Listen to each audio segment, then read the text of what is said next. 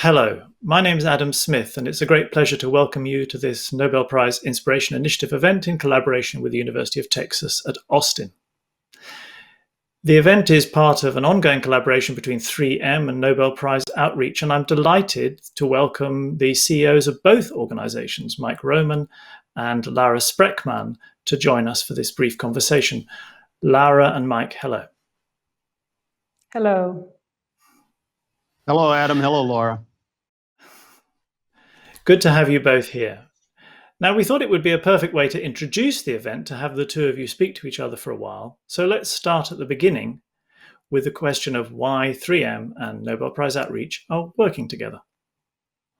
Mike, over to you. Well, thank you, Adam. And I would like to also thank the city of Austin, a community that we've been part of as a business for more than 30 years. Really appreciate their help with this event as well. And thanks to Laura and Nobel for their partnership. We're very proud of that partnership. We share values around science and the understanding of science. And while I would say in COVID, the world has increased its appreciation for science and the difference it can make, there's still more that we have to do. It needs advocacy. It's important for this partnership to step up and make a difference. And at 3M, in addition to working with Nobel, we have put in place leadership to help us do just that. We have our first ever chief science advocate to help us reach people around the world with better understanding of science. We are also working to promote STEM education and how we can encourage the next generation of scientists around the world. It's really important that we, together with Nobel, work on that, what's part of this initiative, inspiring that next generation of scientists. And we're very proud to be in partnership. It's a very powerful way to do just that. Laura. We are very, very proud of this partnership, Mike, with you and 3M. And I can only second what you have said about us sharing our values. And I would also like to thank UT Austin for collaborating on this event. The importance of science is so crucial in our societies, has been and will be. And as you said, Mike, this pandemic and this crisis we are going through has really shown this, and also how past discoveries have enabled current innovation and will continue doing so. And what is important in our partnership is also to show that different parts of society, that is the scientific research community, the corporate sector, and policymakers need to join forces and work together to solve these big challenges we have ahead. So it's both inspiring young people to take on these challenges and to really contribute to address these problems together, and also to speak about these different issues in an evidence-informed and collaborative way. Thank you both very much indeed. So the primary focus for this particular event is the next generation of scientists, and something that everybody's talking about more and more is how to increase the representation of diversity in science. I wondered if you could speak very briefly about how your organizations are working to do that, to promote diversity in science. Laura, please. Yes, well, the Nobel Prize has been awarded since 1901. And in those days, there were not many women in science. And you can really see that reflected in who the laureates are. Now we have a variety of laureates to work with, and we do so. And what we also do is when we work with our outreach and when we choose whom to invite to different events, how to portray the stories of the laureates, really to make sure that different voices are represented. Because in the end, as a young person, you need role models, right? The laureates talk a lot about that, about the teacher who inspired them, about a crucial meeting, maybe with a laureate or maybe with another scientist that really got them into choosing their careers. So of course, you need to identify with these people, and they have to have different backgrounds, and so that is so important for us to have a very broad representation and to be really close to different people and enable that variety. Yeah. Thank you. And Mike, from a 3M perspective? At 3M, we've long understood that a more diverse 3M is a more creative and innovative 3M, and that includes in the STEM fields and around science and how we apply science. And there's more work to be done here. I really like Laura's focus on role models. That's one of the things that we look at as important responsibility for 3M, is providing role models and helping to encourage that next generation of scientists to move into the field and careers that STEM education offers. And so we have been helping to provide advocacy. We don't have the representation today. In the world, we have 1 in 3 scientists is a woman. And we need to continue to promote that. Underrepresented groups are even in smaller percentages. So we see a responsibility to step up and make a difference, to promote STEM education. And we've long been involved in programs at all levels of education. We're doing more now with our Young Scientist Challenge. We have a young woman from Texas, 14-year-old Anika Chabrolu, who won this year. She's helping to advocate, being very public about that, providing a role model. We have a scientist in 3M that I recognize as a great role model as well, Audrey Sherman. She came through an internship program that we've had for many years. She has more than 100 patents in 3M. She's a great example of the opportunities that we can show to people through stepping out as a company. And then in the shadow of the killing of George Floyd, we really heard a call to act, to demand more of ourselves as a company. Companies need to step up. Company leaders need to step up to make a difference.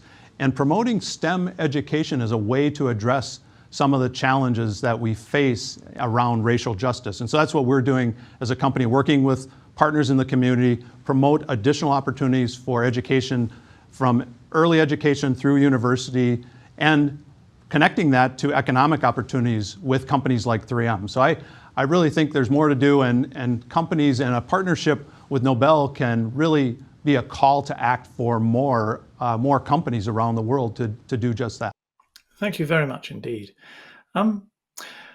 A particular focus of the events over the coming 2 days will be the way that digitization is changing science. Now, digitization is, of course, changing everything, and especially the world of work. And the majority of our audience are going to be soon entering the world of work. So I thought it would be interesting very briefly to explore how you think digitization and technology is going to change the working world in the future. Mike, big question, short time, please. Digitization has been one of the things that has accelerated in the middle of COVID. Years worth of advancement coming in just the last 12 months. And we recognize it across the company. It's changing the way we work. We have integrated much more of a virtual world, and we expect, even as we go back to the workplace, that virtual world is going to be a big part of how we operate as a company, how we engage with customers, how we engage with each other, how we engage in partnerships, even as we're doing today. Digitization is a broad term. For us, it means many different things, including how we work, the products that we take to our customers, even how we engage in commerce. Those are all fast-changing, strong trends that came into COVID, now even accelerated and fast-changing part of what's going to be different about the future of the workplace. Lovely, encapsulating a great deal in a very short time. Thank you. Laura. In this fast-changing world, we need to adapt fast, and we need to be even better at collaborating. And what I think will be really important in the future, for our workforce and our daily lives in the future, is to improve our problem-solving skills, to be able to think critically and to be quite creative in how we take on new problems. And as the world moves faster, we cannot be sort of second-class robots, but rather individuals with imagination, with creativity, and really with the tools to collaborate and work together. So I think that's will be even more important than ever to have those skills. Thank you both very much indeed. Now we're coming to the end. Let's just focus quickly on what we hope to achieve over the next 2 days, and whether you have any message for the students. Laura first. Yes, well, I hope you have a really enjoyable and fruitful time, and make sure to ask lots of questions to the laureates. It's an opportunity to think, to learn, and to get inspired. UT Austin has connection to 2 Nobel laureates, and maybe one of you students sitting in the audience will in the future collaborate and work with a laureate, or even be a laureate yourself. And even if you're not, it's good to I think to get this inspiration, these challenges, and to have meetings like that, listen to each other, think, enjoy, and just explore your curiosity. So I'm really pleased to initiate this event and these days, and make the most out of it. And Mike, last word to you. Well, I would say this, as an engineer for much of my career, I've always been a strong believer in the positive power of science and technology. I've seen it have a very positive impact on the world and on people everywhere. And that's my encouragement to you as part of this event. Find inspiration in science and technology. We are in a world that's changing faster than ever before. The importance of science as being a positive force in that change is more critical than ever. And I really like something Laura touched on, curiosity. I think that's the first step in finding inspiration in science, is bringing curiosity. So I would encourage you, bring curiosity to your participation in this event. A lovely thought to finish with. Thank you. Well, a great deal is being raised already. And now it's my pleasure to hand over to Jay Hartzell, President of the University of Texas at Austin, to give us a proper Austin welcome. Thank you, Adam. I appreciate your warm welcome. I really enjoyed hearing Laura and Mike's discussion. Greetings from the University of Texas at Austin. My name is Jay Hartzell, and I'm the president of this incredible university. It's an honor for me to welcome all participants to the 2021 Nobel Prize Inspiration Initiative. UT Austin is proud to serve as the host institution to this event, which is organized by the Nobel Prize Outreach in partnership with 3M. Planning for this event started more than a year ago, and we'd originally planned to meet here on our campus. However, being virtual does have its advantages, and we can not only welcome our students, but also friends, alumni, business leaders, and community partners from around the world. Welcome to all of you as well. The pandemic has been one of the greatest scientific challenges of our lifetimes, but also one of the greatest breakthroughs. I'm proud of the role UT has played in helping us combat COVID-19. For example, Dr. Jason McClellan and his team have played a vital role in the development of the world's leading vaccines. Using state-of-the-art technology called cryo-electron microscopy, they were able to create the first 3D atomic scale map of the part of the virus that attaches to human cells. From there, they were able to map the genetic code of the key spike protein, which was then manufactured into 4 of the early coronavirus vaccines. Their story highlights the critical ways that technology and digital tools enable scientific discovery, and how such discovery has the capacity to benefit everyone on our planet. Here at UT, we're fond of the saying, "What starts here changes the world." We're proud that 2 of our faculty members have had their work recognized with the Nobel Prize. In 1979, Dr. Steven Weinberg was awarded a Nobel Prize for his contributions to the study of electromagnetic interaction between elementary particles. More recently, in 2019, Dr. John Goodenough was awarded a Nobel Prize for his work developing the lithium-ion battery, the innovation that makes your smartphone, laptop, and many other devices possible. Over the next 2 days, you'll hear from world-changing scientists, including 3 of the world's greatest contemporary minds, Liz Blackburn, Andy Fire, and Bob Grubbs. They will have conversations with our students and our faculty, including Dr. Weinberg and our Vice President for Research, Dr. Allie Preston. Together, we'll discuss the ways that technology and digital tools have shaped and influenced science.